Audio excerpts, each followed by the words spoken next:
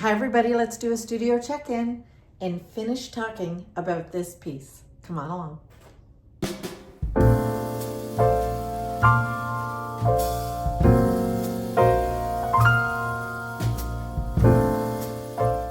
Hi everybody, welcome back to my studio. It has been a few days since I've been in here, and I've come in this morning, I've varnished a few things. I have some embellished pieces that I was working on that needed to be varnished. I started working on a few abstracts because I've been literally dreaming about them, and I'll turn my camera around and show you them at the very end. But I wanted to talk to you about this because I think in the last video you saw where this got color blocked and where it got left. And it was all red. Remember, it was kind of like a red lava down here. And if you haven't seen that, so you need to go back and find it and watch it. Hit notifications and things like that, and then you won't miss anything that I'm putting out. I wanted to talk to you about this because what happened was I came back in and I finished color blocking, all of the leaves. And I kind of really enjoyed that red, that looked like lava. Maybe I can screenshot something and put it up.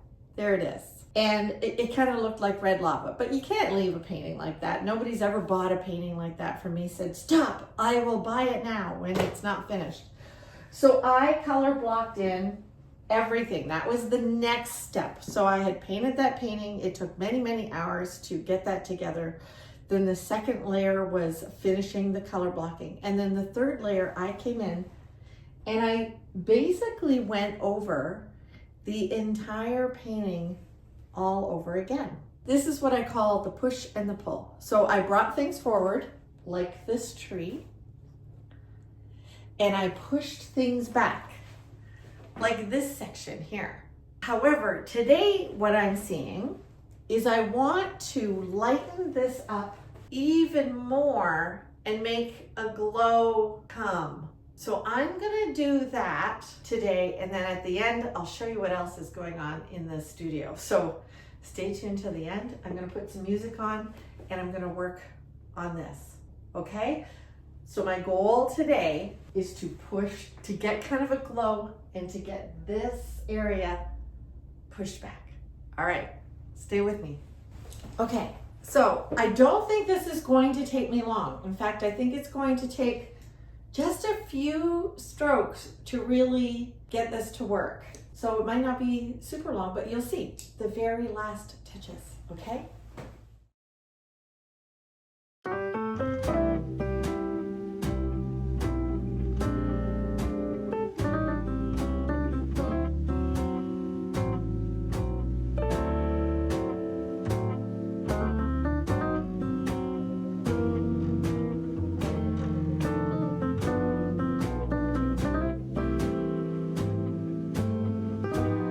Really out of the box, unexpected design. Yeah, I think a few days ago. Hello? Hello? Hello? That's Allie. All right, baby break. We had a baby break. Wondering. Okay, hold on. Okay, we had a baby break. And now the light is even worse. So I'm going to see if I need to move my camera. Okay, the light is crazy. Did you see me jump? She totally terrified me. Okay, we'll just work right here. I think that's good.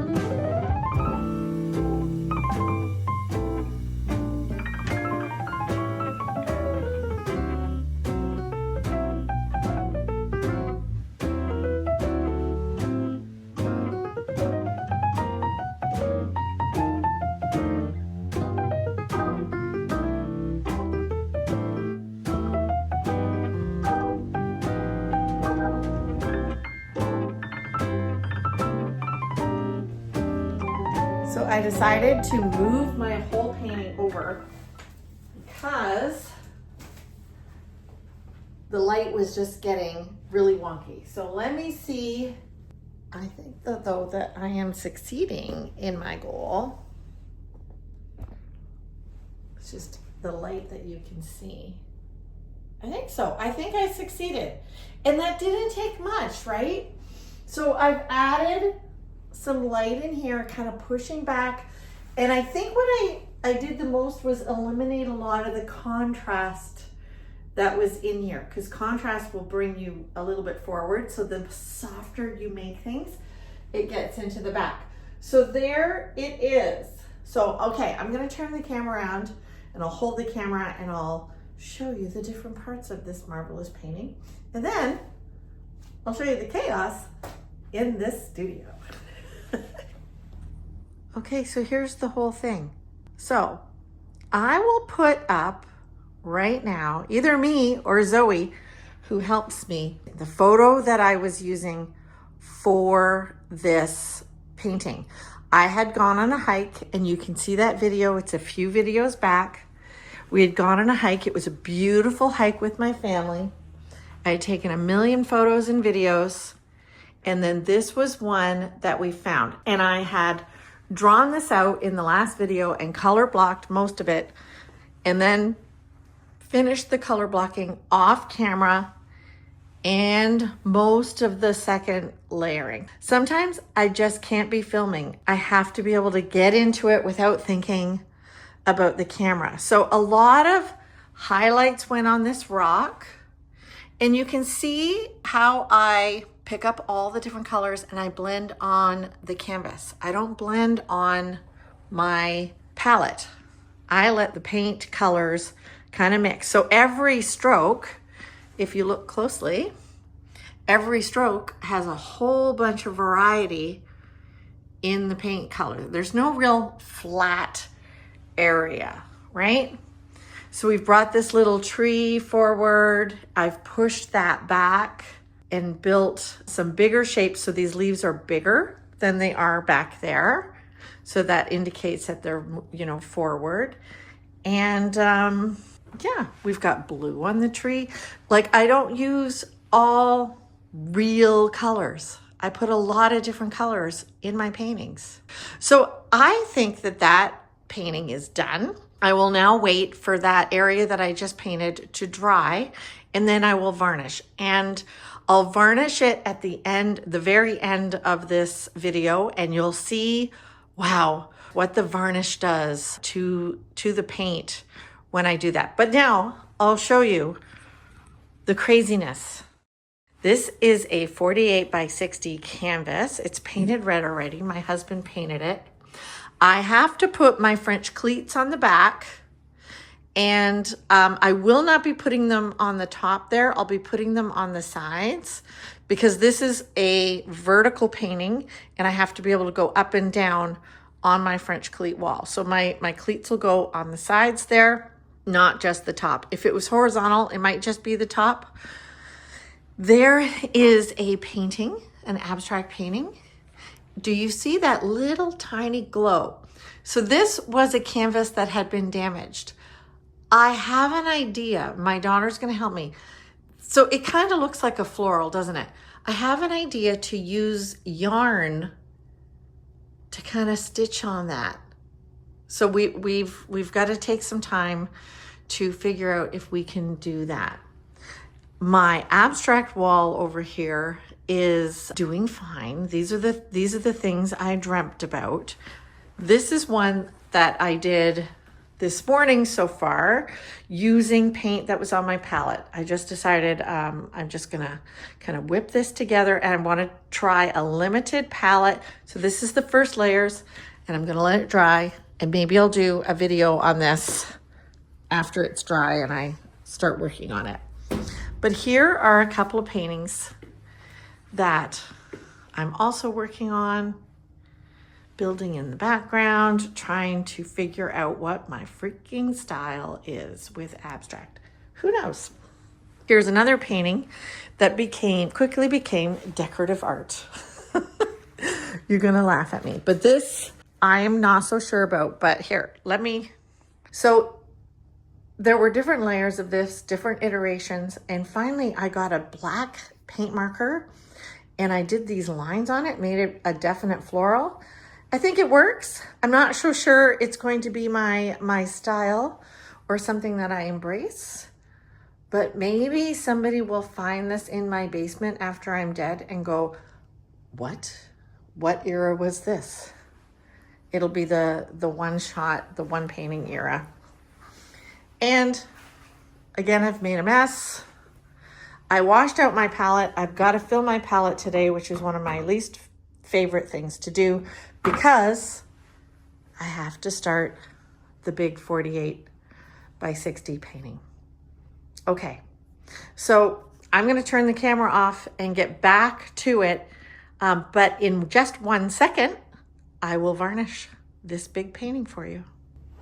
So while I'm waiting for that painting to dry in my really, really sunny studio, I may have to put a shade there because the winter sun is actually more interesting and glaring than the summer sun in the studio because I think it comes in at a lower angle. This is a French cleat. So my husband made me a whole bunch of these. These fit in, so I would screw this to the canvas, and then when I'm hanging the canvas, to see the angle, these slats are also angled the opposite, and it fits right in there. So this part is screwed to the canvas, so it fits here, so I can raise it up or put it down, and my canvas can go up and down. I thought I would just give you a little French cleat thing. I have a DeWalt drill. It's not super, super fancy. I think this was like $80 on Amazon. And let me move the camera so you can see what I do. And don't judge me because I'm a terrible driller. Okay, I'm gonna put it here. And this particular cleat, I have the screws above each other. All right, my video skills.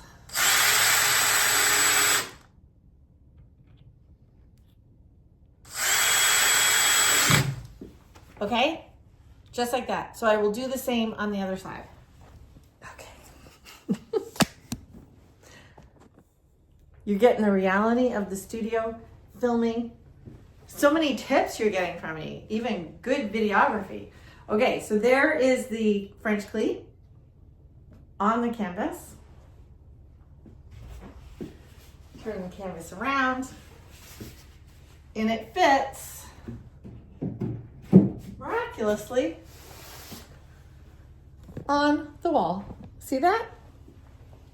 So it fits on the wall, and I can move it up.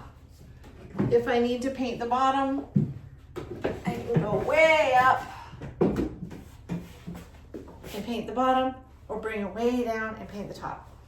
Okay, all right. I think my painting's ready to be varnished. I have this fantastic, I think it's kind of a stain brush. I got this in Japan when I went to Japan. But you can get stain brushes at your home hardware. They're pretty great. And I use Liquitex acrylic gloss varnish that I've mixed a satin into. So it's kind of in between a gloss and a satin. And I really, really love it. So I've set up my painting. I've got my main little table. I've got it on another little table. I need to be able to get all the way around it. When I'm brushing the varnish on, I will tend to go with my strokes. So for the trees that are going up, I'll go up. For the leaves that are down here, I might even kind of go around. I have found that if I just try to do it straight, ultimately you might even see those varnish lines, right? So I simply take my varnish, I dip my new stain brush from Japan into it, and I start the process and follow my contours. Okay, let's get close. How's that? Can you see? Yeah. So I find varnish is like wetting a stone. Do you remember doing that when you were a kid? And it just brings every little stroke, every little variance to life. I hope you can see.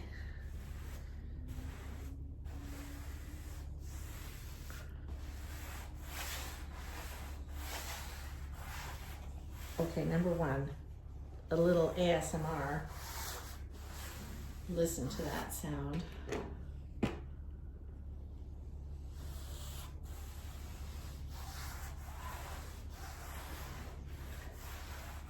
So I'm kind of doing this half, and then I've got to go to the other side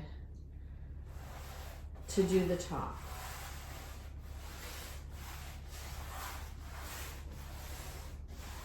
If you were in my studio, you would not believe what this does to acrylic. How it absolutely brings to life. And a lot of times I know that when I'm painting. So I'm not worried if it looks a little dull or a little matte to me. I know that this next stage, this varnishing stage, finishes it. Okay. You have to do this quickly because if it's dry, like if it's kind of goopy and you start blending it, it'll create a bit of a mess. It'll kind of get sticky. And you don't want that. Okay. And over here, my first brush strokes were a little wet because it was a freshly washed brush. So it thinned out my varnish just a little bit. So it's still really wet, so I can kind of go over it.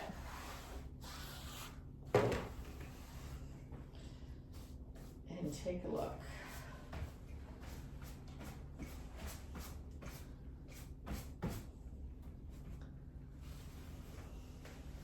So then I kind of get down and I look using that sun to see if I missed a spot, and I didn't. Although I think I'm gonna go over right here with a little extra. And then I've got to let this dry.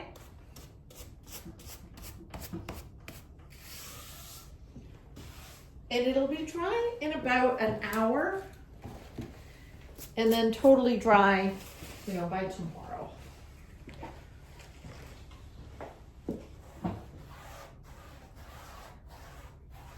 And again, I just loosely, if I see that it's bubbled or pooling, I go loosely over, always looking and following my lines. So I kind of use the sun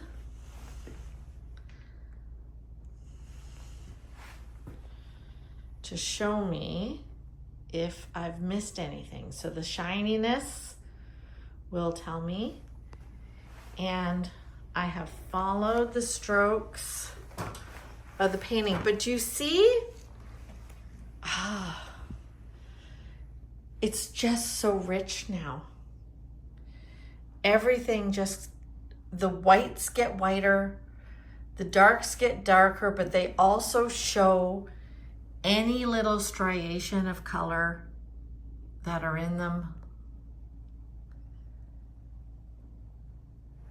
I love this stage. It's one of my favorite parts. Okay, so there you have it. I finished that big painting with you. We checked into the studio and we even varnished, and I gave you some French cleat tips. Hey, do me a favor, give me a thumbs up if you like the video.